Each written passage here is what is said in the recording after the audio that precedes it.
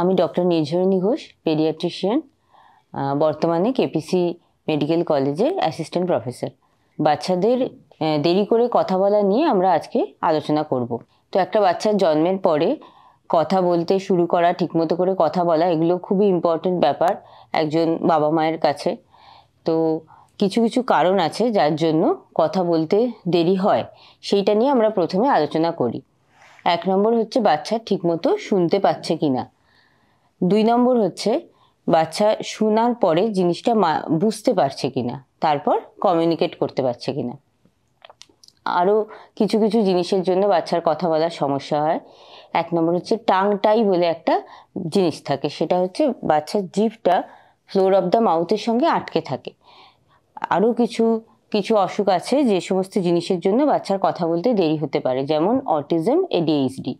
কিন্তু এই সমস্ত অসুখে আরও কয়েকটা লক্ষণ থাকে, সেইগুলো সম্বন্ধেও আমি একটু আলোচনা করব, যাতে কোনো মা বাবা বাচ্চাকে দেখে বুঝতে পারে যে কি হচ্ছে। বাচ্চার কথা বলতে দেরি হচ্ছে কিনা সেটা জানার জন্য একজন মা বাবাকে প্রথমে জানতে হবে যে কখন কোন সময়ে কি কি জিনিস নর্মালের রেঞ্জটা কত, কোন সময় বাচ্চা আওয়াজ করবে, কোন সময় কথা বলতে শুরু করবে, সেন্টেন্স তৈরি করবে কোন সময়, সেগুলো।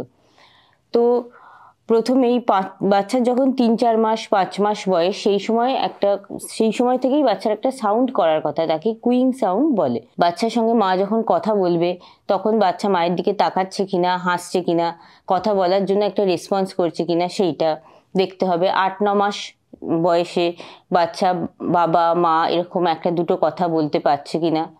15 মাস থেকে 2 বছরের মধ্যে বাচ্চা একটা দুটো সেন্টেন্স বলতে পারছে কিনা, এই জিনিসগুলো খেয়াল করতে হবে।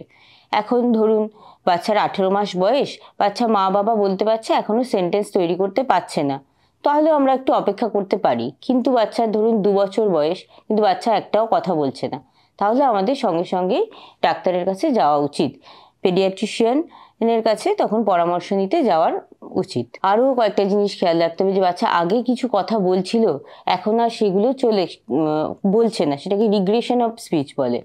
এই জিনিসটা হচ্ছে কিনা, এটাও খুবই লক্ষ্য করার মতো ব্যাপার। ধরুন বাচ্চার 4-5 মাস 6 মাস বয়স, বাচ্চার পাশে কিছু আওয়াজ হচ্ছে, খুব কথা হচ্ছে, হাততালি হচ্ছে, কিন্তু বাচ্চা সেদিকে তাকাচ্ছে না, কোনো রকম রেসপন্ড করছে না, তখন আমাদের অবশ্যই দেখতে হবে যে বাচ্চা শুনতে পাচ্ছে কিনা।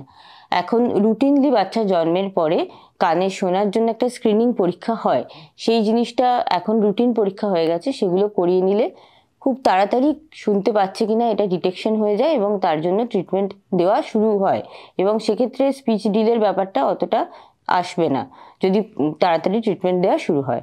এবার হচ্ছে যে verbal communication, non verbal communication. Verbal communication হলো কথা বলা, নন ভার্বাল কমিউনিকেশন হলো ইশারা করা।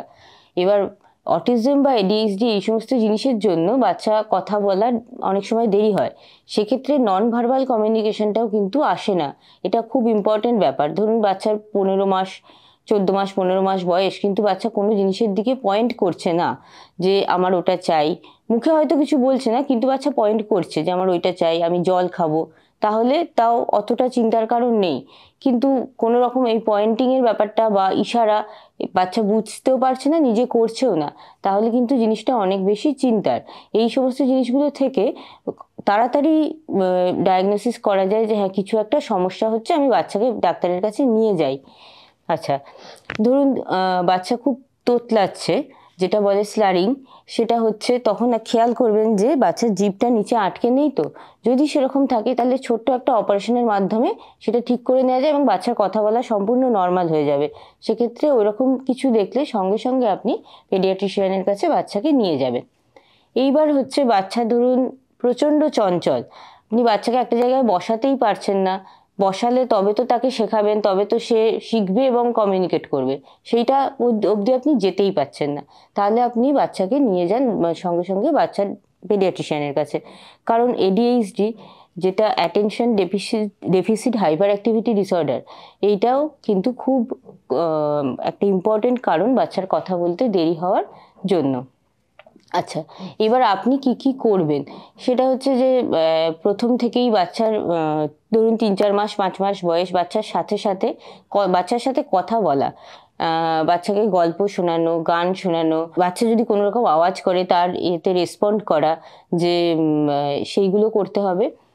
আর ছোট ছোট বাচ্চার ধরুন 11 মাস, 12 মাস, 15 মাস বয়স বাচ্চাকে ছোট ছোট কমেন্ট করতে হবে, যে উঠে পড়ো, বসে পড়ো, এইটা খেয়ে নাও। তাহলে দেখুন যে বাচ্চা কীরকম রেসপন্স করছে। এই রেসপন্সগুলো দেখে আপনি বুঝতে পারবেন যে বাচ্চা ঠিক দিকে যাচ্ছে না ডেভিয়েট করে যাচ্ছে জিনিসটা থেকে।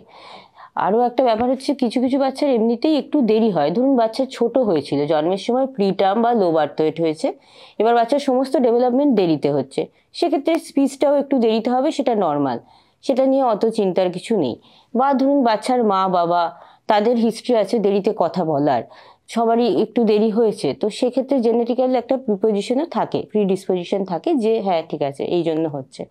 আচ্ছা, এই গুলো আপনি মানে এইগুলো মাথায় রাখা যেতে পারে যে এই সমস্ত কারণের জন্য দেরি হতে পারে।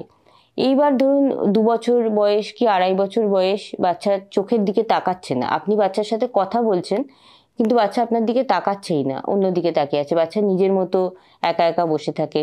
বা ধরুন একটা খেলনা নিয়ে কন্টিনিউয়াস একটাই খেলনা নিয়ে বাচ্চা খেলতে থাকছে, অন্য কিছুর দিকে যাচ্ছেই না, একটা বেশ কয়েকটা জিনিস নিয়ে একটা লাইন তৈরি করছে, সেই একবার দুবার নয়, কন্টিনিউয়াস এই জিনিসটা করে যাচ্ছে। বা ধরুন আপনি বাচ্চাকে যে কথাটা বলছেন, বাচ্চা হয়তো শুধু সেই কথাটাই রিপিট করছে, আর কিছু নিজের থেকে বলছে না, তাহলে এই সমস্ত জিনিসগুলো কিন্তু খুবই ওরই হওয়ার মতো জিনিস। এই সমস্ত জিনিস দেখলে আপনি পেডিয়াট্রিশিয়ানের সাথে কনসাল্ট করুন। আরও একটা জিনিস, যে স্ক্রিন টাইমটা কিন্তু খুব ইম্পর্টেন্ট। 18 মাস বয়স অবধি বাচ্চাকে একদমই টিভি, মোবাইল, এই সমস্ত জিনিস যতটা সম্ভব কম, 0 করতে পারলে সব থেকে ভালো। স্ক্রিন টাইম ধরুন খেতে চাইছে না বাচ্চা, আচ্ছা মোবাইল দিয়ে দিলাম, খেয়ে নিল, এই জিনিসটা কমাতে হবে। আপনি কিছু গান শোনাতে শোনাতে খাচ্ছেন, সেটা ঠিক আছে, কিন্তু স্ক্রিন দেখাবেন না। এগুলোতে বাচ্চার এই সমস্ত মানসিক ডেভেলপমেন্টাল ডিলে হয় কিছুটা।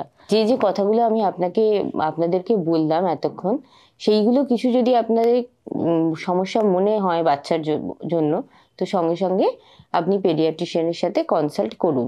তাহলে বাচ্চার যদি কোনো সমস্যা থাকে সেটা আগে ধরা পড়বে, এবং আগে ধরা পড়লে আর্লি ইন্টারভেনশনের মাধ্যমে বাচ্চার চিকিৎসা তাড়াতাড়ি শুরু হবে এবং আপনি তাড়াতাড়ি ফল পাবেন।